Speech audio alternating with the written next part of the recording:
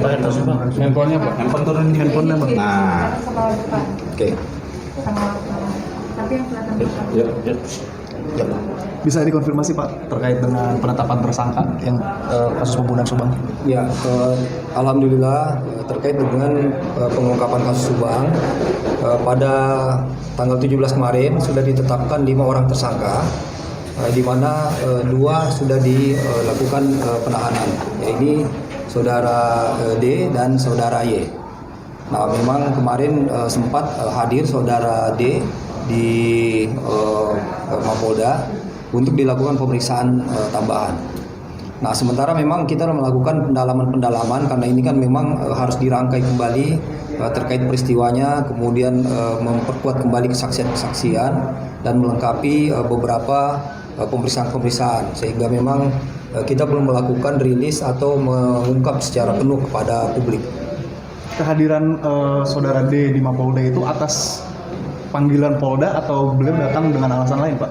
Jadi memang saudara D datang pada tanggal 16 Oktober ya, datang bersama pengacaranya, memang datang untuk menyampaikan terkait dengan inisiasi untuk menjadi justice kolaborasi. Tetapi dari pemeriksaan sebelumnya pada tanggal 19 September sudah dilakukan pemeriksaan terhadap saudara D ini dan memang sudah ada pengakuan di dalamnya.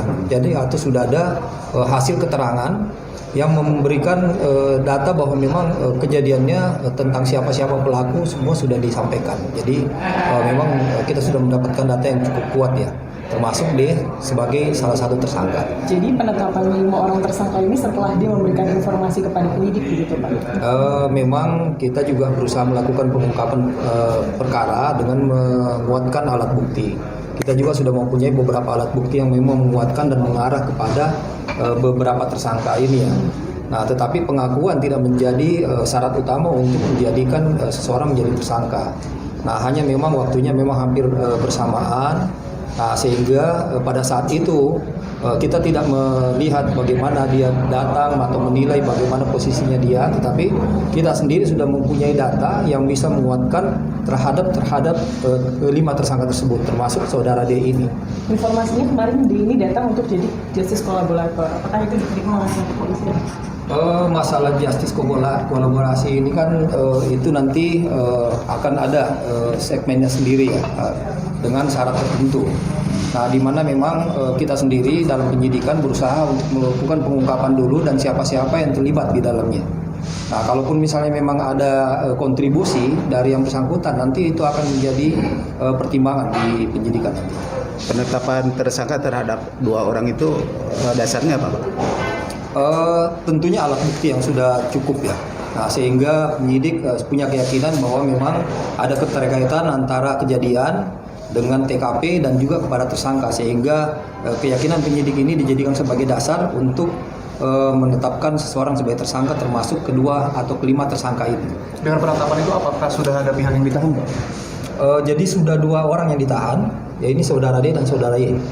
Yang 3 kenapa masih belum ditahan ya Pak? Ini masih ada pertimbangan penyidik, nanti tetap juga akan kita melalui proses yang sama dengan yang lain, tetapi ini kan masih dalam melakukan pendalaman semua. Kalau peran-perannya sendiri Pak, apa udah ada? Nanti pelan-pelan, kita masih belum info secara penuh karena memang kasus ini cukup rumit dan cukup makan banyak energi ya. Nah, sehingga memang penyidik itu berusaha mengerjakan secara hati-hati sesuai dengan norma hukum, sehingga betul-betul bisa akuntabel dan bisa dipertanggungjawabkan. Berbagai hal yang kita lakukan seperti memeriksa saksi kurang lebih sekitar 216 saksi, kemudian 218 saksi, kemudian kurang lebih sekitar 118 alat bukti yang diperiksa. Nah, kemudian 3 bulan terakhir memang penyidik cukup agresif melakukan pemeriksaan secara intens terhadap beberapa saksi dengan pemeriksaan tambahan dan juga saksi baru, di mana kurang lebih 47 saksi diperiksa kembali di 3 bulan terakhir. Kemudian dari beberapa saksi-saksi yang lain termasuk tersangka-tersangka ini juga dilakukan pemeriksaan berulang. Nah ini terus siang malam dan secara estafet penyidik juga bergerak dari beberapa TKP dan juga beberapa lokasi yang dimungkinkan bisa dilakukan pengungkapan. Nah memang kami mohon maaf tidak menginformasikan dan juga penyidik tidak menginformasikan selama 3 bulan bekerja karena memang berharap bahwa proses ini tidak terganggu sehingga memang sangat minim informasi yang kita berikan kepada publik.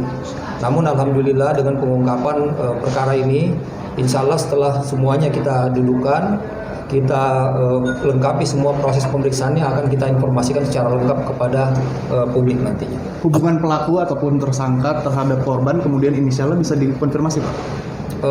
Ini ada 5 tersangka, namun inisialnya memang kita belum buka dulu secara penuh, tetapi memang ada keterkaitan di antara mereka. Keterkaitan seperti apa bisa dijelaskan Pak? Ada hubungan keluarga ya. Apakah pendalaman yang kedua tersangka ini ada motif apa? Termasuk motif, ya kami juga melakukan pendalaman kembali. Nanti setelah lengkap pemeriksaannya nanti akan kita infokan. Apakah peran D ini Pak kehadirannya dengan menyerahkan diri itu memberikan kontribusi terhadap penetapan tersangka gitu? Masalah penyerahan diri ini itu adalah salah satu wujud kalau misalnya memang ada kontribusi ya. Tetapi penyerahan diri ini sebelumnya tidak relevan dengan hasil pemeriksaan yang kita punya. Nah pemeriksaan yang kita lakukan memang sebelumnya sudah ada hasil keterangan-keterangan dan juga sudah ada alat bukti yang didasarkan dengan scientific investigation yang dimiliki oleh penyidik.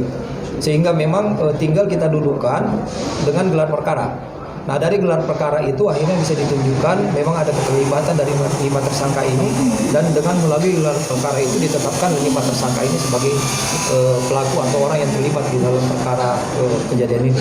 Berdasarkan dari keterangan saudara D, apa yang membuat dia akhirnya ingin membuka kasus tersebut? Belum sampai ke sana. Ya, belum. Apa nanti mungkin ke depan bisa bertambah tersangka? Penyidikan tetap berjalan, pemeriksaan juga tetap intens. Nanti kita akan lihat perkembangannya. Kita tidak memungkinkan segala hal karena hasil pemeriksaan itu harus betul-betul objektif, sehingga harus berdasarkan dasar yang kuat untuk menetapkan seseorang sebagai tersangka. Jadi kita lihat saja perkembangan penyidikannya. Berarti ada kemungkinan bertambah tersangkanya Pak?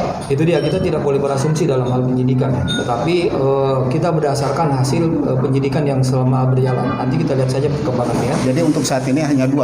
Sementara yang kita tetapkan sebagai tersangka ada 5 orang. Kemudian 2 orang sudah ditahan di Polda. Pak, kronologi lebih jelasnya Pak terkait kedatangan Dejala Mapolda Jabar.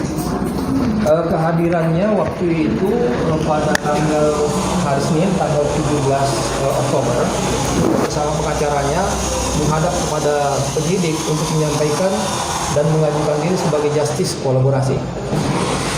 Tetapi sebelumnya pada tanggal 19 September dari pemeriksaan terhadap yang bersangkutan, kita sudah mendapatkan keterangan-keterangan terkait dengan para tersangka yang lain dan juga beberapa kejadian yang mengkaitkan para tersangka yang ditetapkan ini dengan kejadian tersebut sebagai pelaku.